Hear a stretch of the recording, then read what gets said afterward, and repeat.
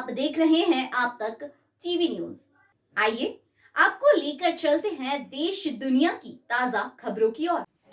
उत्तर प्रदेश मुरादाबाद के पूर्व विधायक हाजी यूसुफ अंसारी द्वारा बताया गया कि मेयर चुनाव में धांधली की गई है।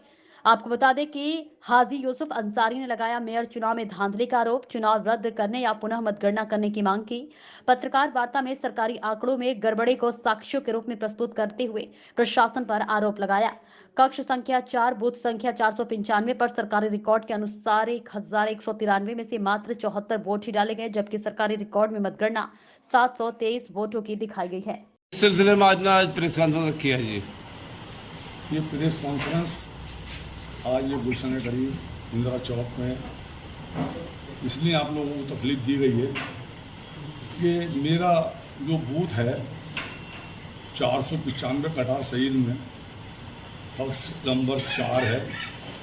जिस दिन काउंटिंग हुई है उसी दिन निर्वाचन आयोग ने उसके अंदर जो दर्शाया है कि 57 तो पुरुषों के वोट पड़े हैं और 17 महिलाओं के पड़े हैं और करीब 11,1193 वोट कुल हैं उसमें और 6% तकरीबन प्रतिशत के हिसाब से पोलिंग हुआ है।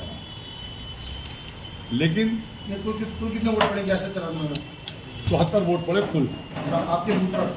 मेरे बूथ पे 474 वोट पड़े, उसका रिकॉर्ड मैं आपको दे रहा हूँ और उसके अंदर जो दर्शाया गया है परसेंटेज 6.2, सबसे मुरादाबाद के सबसे कम बूथों पे 10 बूथों में जो नंबर में सबसे कम बूथ पे परसेंटेज हुआ वो इस बूथ पे हुआ।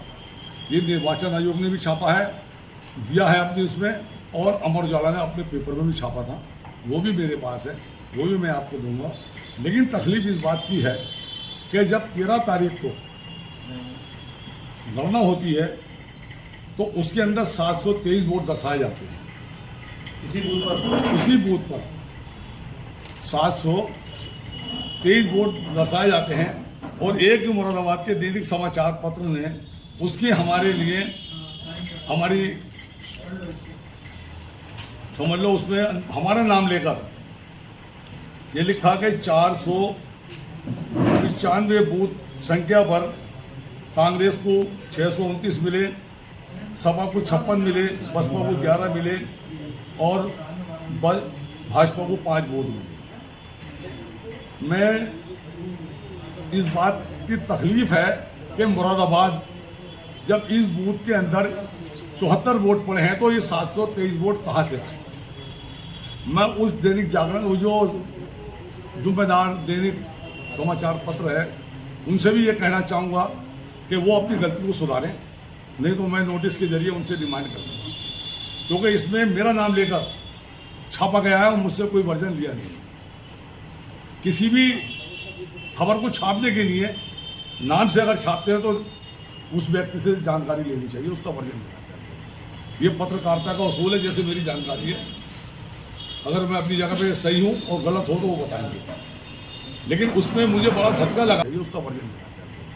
ये पत्रकारिता का उसूल है, जैसे मेरी जानकारी है, अगर मैं अपनी जगह पे सही हूँ और गलत हो तो वो बताएंगे, लेकिन उसमें मुझे बड़ा धक्का लगा, मेरा नाम लेके छापा। और तकलीफ इस बात की है कि मुरादाबाद की जनता ने 778 बूथ हैं, 578 बूथ, सॉरी 578 बूथ पे मेरा बूथ मेरे सामने आया। मैं शहर का जिम्मेदार नागरिक हूँ, विधायक रह चुका हूँ।